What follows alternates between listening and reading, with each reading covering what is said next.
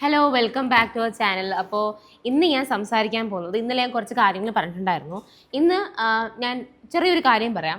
നിങ്ങളിപ്പോൾ എത്രമാത്രം പഠിക്കുന്നുണ്ടെങ്കിലും നിങ്ങൾ സാധാരണ പഠിക്കാൻ തുടങ്ങുമ്പോൾ നിങ്ങൾ ചെയ്യുന്നൊരു കാര്യം റാങ്ക് ഫയൽ എടുക്കും, സിലബസ് എടുക്കും. സിലബസിൻ്റെ സ്റ്റാർട്ടിങ് തൊട്ടിട്ട് യൂറോപ്യന്മാരുടെ ആഗമനം പോർഷൻ തൊട്ട് നിങ്ങൾ എന്ത് ചെയ്യാൻ തുടങ്ങും? ഡെയിലി ഇങ്ങനെ ഓരോ പേജ് വായിച്ച് പോകാൻ തുടങ്ങും. ഓക്കെ, പുതിയ കുട്ടികൾക്കൊക്കെ ഭയങ്കര ഇൻട്രസ്റ്റിംഗ് ആയിരിക്കും. കാരണം ഇതൊക്കെ പുതിയ കാര്യങ്ങളാണ്. അല്ല, നമ്മൾ ചിലപ്പം 10ാം ക്ലാസ് പഠിച്ചിട്ടുള്ളതായിരിക്കാം, പക്ഷേ കുറേ നാൾ കഴിഞ്ഞിട്ടില്ല നമ്മൾ PSC പഠനം സ്റ്റാർട്ട് ചെയ്യുന്നത്. അപ്പം 10th വരെയുള്ള കാര്യങ്ങൾ തന്നെ വീണ്ടും പഠിക്കുന്നത്. പക്ഷേ എന്നാൽ പോലും നമുക്കൊരു ക്യൂരിയോസിറ്റി ആയിരിക്കും, കുറേ കാര്യങ്ങൾ പുതിയതായിട്ട് പഠിക്കാൻ പറ്റും. അപ്പോൾ നമ്മൾ എന്ത് ചെയ്യും? ഓട്ടോമാറ്റിക്കായിട്ട് എല്ലാ ദിവസവും ഹിസ്റ്ററി വായിച്ച് പോകും, ജോഗ്രഫി പഠിക്കും, സ്റ്റേറ്റുകളെ പറ്റി, സംസ്ഥാനങ്ങളെ പറ്റി, ജില്ലകളെ പറ്റി ഒക്കെ ഇങ്ങനെ പഠിച്ച് ഒരു പോയിന്റ് എത്തുമ്പോൾ നമ്മൾ ഓൾറെഡി പഠിച്ച കുറേ ഏരിയാസ് ഇല്ലേ, അത് നമ്മൾ തിരിഞ്ഞു നോക്കുമ്പോൾ നമുക്ക് ഒന്നും അറിയാത്ത കണക്ക് ഫീൽ ചെയ്യും. അങ്ങനെ ഒരു ഫീലിംഗ് ഉണ്ടായിട്ടുണ്ടോ?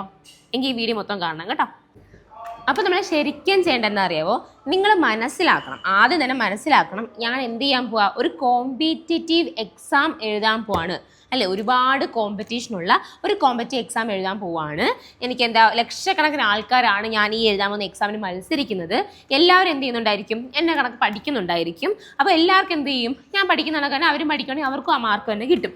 എന്താ ചെയ്യേണ്ടത്? ഞാൻ അവരെയും കൈ ഒരു മാർക്ക് മുകളിലുണ്ടെങ്കിൽ മാത്രമേ ഞാൻ റാങ്ക് ലിസ്റ്റിൽ ഉയർന്ന റാങ്കിലെത്തുകയും ഞാൻ ആ ജോലി വാങ്ങിക്കുകയും ചെയ്യും.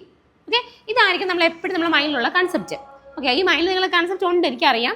അപ്പോൾ നിങ്ങൾക്ക് ടെൻഷനും കൂടും, അത് വേറെ സൈഡിൽ. പക്ഷെ നമ്മൾ എന്ത് ചെയ്യണം?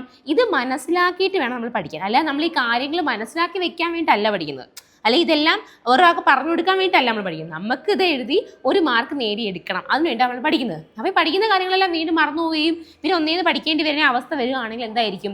നമുക്കത് ഭയങ്കര ബുദ്ധിമുട്ടുള്ള കാര്യമാണ്. നമ്മൾ വെറുതെ കഥ ബുക്ക് വായിക്കുന്ന ലാഘവത്തോടെ വായിച്ചാൽ മാർക്ക് കിട്ടത്തില്ല. അപ്പോൾ എന്താ ചെയ്യണ്ടേ? നിങ്ങളൊരു ക്വസ്റ്റ്യൻ പേപ്പർ ചെയ്തിട്ടുണ്ട്. ഇന്നലെ ഞാൻ പറയുന്നത് ക്വസ്റ്റ്യൻ പേപ്പർ ചെയ്യണം. ഒരു ക്വസ്റ്റ്യൻ പേപ്പർ ചെയ്ത് നോക്കുമ്പോൾ എത്ര മാർക്ക് കിട്ടുമെന്ന് അറിയണം. ആ മാർക്ക് നിങ്ങൾ ആലോചിച്ച് നോക്കിയാൽ നിങ്ങൾക്ക് കിട്ടി 10 മാർക്ക്, 13 മാർക്ക്, 36, 46, 76, 89, അങ്ങനെ കുറേ മാർക്കിൻ്റെ ഒരു പാറ്റേൺ എനിക്ക് ഇതിൽ ആൻസറായിട്ട് വന്നത്. അപ്പം അങ്ങനെ വരുമ്പോഴത്തേക്കും നിങ്ങൾ ആലോചിച്ച് നോക്കിയേ, ഇതിനകത്ത് എത്ര മാർക്ക് എന്ന് വെച്ചാൽ ഇപ്പം ബേസിക് ആയിട്ടൊരു ഏരിയ ഉണ്ടല്ലേ, ആ ഒരു ഏരിയ കവർ ചെയ്തിരുന്നാൽ നിങ്ങൾക്ക് കുറച്ച് മാർക്ക് കിട്ടും. അതായത് മാത്സിനകത്ത് എപ്പോഴും 10 മാർക്കിൻ്റെ ക്വസ്റ്റ്യൻ കാണും. ആ 10 മാർക്കിൻ്റെ ക്വസ്റ്റ്യൻ നിങ്ങൾ ചെയ്യാൻ പറ്റുമെങ്കിൽ നിങ്ങൾക്ക് 10 മാർക്ക് നിങ്ങളിൽ ഉറപ്പിക്കാൻ പറ്റും. എന്ന് വെച്ച് കഴിഞ്ഞാൽ മാത്സ് നിങ്ങൾക്ക് അറിയാമെങ്കിൽ 10 മാർക്ക് നിങ്ങളിലുണ്ട്. ഇംഗ്ലീഷ് നിങ്ങൾക്ക് അറിയാം, വൊക്കാബുലറി പോട്ടെ, വൊക്കാബുലറി ഉണ്ടല്ലോ നമ്മളതിൽ, വൊക്കാബുലറി പഠിക്കുക, ഗ്രാമർ പഠിക്കുക, ആ 10 മാർക്ക് അത് നിങ്ങൾക്ക് അറിയാമെങ്കിൽ 10 മാർക്ക് അവിടെയും കിട്ടി. മലയാളവും സെയിം കണ്ടീഷനാണ്, സയൻസും സെയിം കണ്ടീഷനാണ്. ഫിസിക്സ്, കെമിസ്ട്രി, ബയോളജിയിലാണ് കുറച്ചും കൂടി വെയിറ്റേജ് ഉള്ളത്. കെമിസ്ട്രിയും ഫിസിക്സും നമുക്ക് ജനറൽ ആയിട്ടുള്ള കുറച്ച് കാര്യങ്ങളും ചോദിക്കും. അപ്പോൾ ഇത്രയും കൂടി പഠിക്കണമെങ്കിൽ ഒരു 10 മാർക്ക് കിട്ടും. കോൺസ്റ്റിറ്റ്യൂഷന് ഒരു 8 മാർക്ക് വരും. കോൺസ്റ്റിറ്റ്യൂഷൻ, എക്കണോമിക്സിന് എപ്പോഴും കുറച്ച് കാര്യങ്ങൾ ചോദിക്കും. അപ്പോൾ ഇത്രയും കാര്യങ്ങൾ മനസ്സിലാക്കിയിട്ട് ആദ്യം തന്നെ ഈ കോർ ഏരിയാസ് കറക്റ്റ് ആക്കണം. മനസ്സിലായോ? നിങ്ങൾ ഏത് ഓഫ്ലൈൻ ക്ലാസ്സിലാണെങ്കിലും ഏത് ഓൺലൈൻ ക്ലാസ് എടുത്ത് പഠിക്കുകയാണെങ്കിലും അല്ലെങ്കിൽ സെൽഫ് സ്റ്റഡി ആണെങ്കിലും നിങ്ങൾ ചെയ്യേണ്ട കാര്യം, ഒരുപാട് റിസോഴ്സ് ഉണ്ട്. ആ റിസോഴ്സിൽ വെച്ചിട്ട് എന്ത് ചെയ്യുക? നിങ്ങൾ ഈ കോർ ഏരിയാസ് പഠിക്കാൻ നോക്കുക. കോർ ഏരിയാസ് പറഞ്ഞാൽ മാത്സ്, മലയാളം, ഇംഗ്ലീഷ്. ഇപ്പോൾ LGS നിങ്ങൾ പറയാം LGS അതില്ല എന്ന് പറയും, എന്നാലും വേണ്ട, എനിക്കത് കേൾക്കണ്ട. നിങ്ങൾ മലയാളം, ഇംഗ്ലീഷ് ഡെയിലി പഠിക്കണം. അല്ലെങ്കിൽ ഇനി വരുന്ന എക്സാമിൽ നിങ്ങൾ ഒന്നേത് പഠിക്കേണ്ടിയിരിക്കും. നിങ്ങൾ അരമണിക്കൂർ അതിന് കൊടുക്ക്. മലയാളത്തിൽ ഇംഗ്ലീഷ് വേണ്ടി 1 മണിക്കൂർ കൊടുക്കുക, രണ്ടിനും കൂടി 1 മണിക്കൂർ. ഓക്കെ, പിന്നെ സയൻസ്, കോൺസ്റ്റിറ്റ്യൂഷൻ സബ്ജക്റ്റൊക്കെ പഠിക്കാൻ സമയം കൊടുക്കുക, എക്കണോമിക്സ് സമയം കൊടുക്കുക. എപ്പോഴും ചോദിക്കുന്ന കുറച്ച് ഏരിയാസാണിത്. ഇതിന് ആദ്യം പഠിക്കാൻ സമയം കൊടുക്കുക. മനസ്സിലായി? അപ്പോൾ കോർ ഏരിയാസ് പഠിക്കുക. ക്ലിയർ ആണല്ലോ? അപ്പോൾ കോർ ഏരിയ നമ്മളിൽ ഉണ്ടെന്ന് വെച്ചോ. കോർ ഏരിയ നമ്മളിൽ ഉണ്ടെങ്കിൽ ഇനിയിപ്പോൾ ഇല്ലാത്ത ആൾക്കാർ ആദ്യം പറയാം. ഇല്ലാത്ത ആൾക്കാർ എന്ത് ചെയ്യുക? നിങ്ങൾ ദിവസം 1 മണി, മാത്സ് എനിക്ക് ഒന്നും അറിയത്തില്ല, ഞാൻ 10ാം ക്ലാസ്സിലാണ് പഠിച്ചത്, ഇനി അതിൻ്റെ ഇതുവരെ പഠിച്ചിട്ടേ ഇല്ല, അങ്ങനെയാണെങ്കിൽ നിങ്ങൾ എന്ത് ചെയ്യുക? ആ കോർ ഏരിയ ഈ മാത്സ് പഠിക്കാൻ വേണ്ടിയിട്ട് 1 മണിക്കൂർ ദിവസം കൊടുക്കുക. മാത്സ് പഠിക്കാൻ വേണ്ടി 1 മണിക്കൂർ കൊടുക്കുക, മലയാളം ഇംഗ്ലീഷ് പഠിക്കാൻ വേണ്ടി 1 മണിക്കൂർ കൊടുക്കുക, സയൻസ് പഠിക്കാൻ വേണ്ടി 1 മണിക്കൂർ കൊടുക്കുക, അതിന് കോൺസ്റ്റിറ്റ്യൂഷൻ പഠിക്കാൻ വേണ്ടി 1 മണിക്കൂർ കൊടുക്കുക. അപ്പോൾ എല്ലാം കൂടി 1 മണിക്കൂർ കൊടുത്തു അത് ഒരിക്കലും നഷ്ടമല്ല.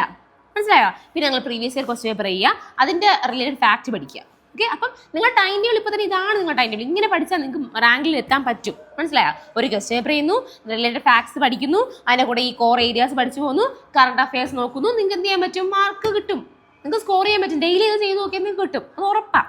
മനസ്സിലായോ? പിന്നെ എക്സ്ട്രാ നിങ്ങൾക്ക് ചെയ്യാൻ പറ്റുന്ന ഒരു കാര്യം, ഇപ്പം ഇത്രയും ഏരിയ നിങ്ങൾ ഓക്കെയാണ്, ബേസ് സെറ്റാണെങ്കിൽ നിങ്ങൾക്ക് ചെയ്യാൻ പറ്റുന്നത് SCERT ബുക്കുകൾ എടുത്തിട്ട് വായിക്കുക. SCERT ടെക്സ്റ്റുകൾ വായിക്കുക എന്ന് പറഞ്ഞു കഴിഞ്ഞാൽ അതിനകത്ത് കുട്ടികളുടെ ബുക്കുകളാണ് നിങ്ങൾക്ക് കിട്ടുന്നത്. ആ ബുക്കിനകത്ത് കുറേ നിങ്ങൾക്ക് അത് വിശ്വസിക്കാമോ, നിങ്ങളിത് കണ്ടുപിടിച്ചിട്ടുണ്ടോ, നിങ്ങൾക്കിത് അറിയാമോ എന്ന് കുറേ ക്യൂരിയോസിറ്റി ഉണ്ടാകുന്ന ക്വസ്റ്റ്യൻസ് അതിനകത്ത് വരും. അത് നിങ്ങൾക്ക് വേണ്ടിയിട്ടുള്ളതല്ല, അത് 5ാം ക്ലാസ്സിലും 6ാം ക്ലാസ്സിലും 7ാം ക്ലാസ്സിലും 8, 9, 10 കുട്ടികൾക്ക് 15 വയസ്സ്, നിങ്ങൾ ആലോചിക്കണം 5ാം ക്ലാസ്സിൽ പഠിക്കുമ്പോൾ എത്ര വയസ്സാണ്? 10 വയസ്സല്ലേ? 10 to 15 വയസ്സുള്ള ആ കാറ്റഗറിയിലുള്ള കുട്ടികൾക്ക് അവരുടെ ക്യൂരിയോസിറ്റി ഇൻക്രീസ് ചെയ്യാൻ വേണ്ടിയിട്ടാണ് SCRT ടെക്സ്റ്റ് അങ്ങനെ പ്ലാൻ ചെയ്തേക്കുന്നത്. അപ്പോൾ നിങ്ങൾക്ക് എന്താ ചെയ്യാൻ പറ്റും?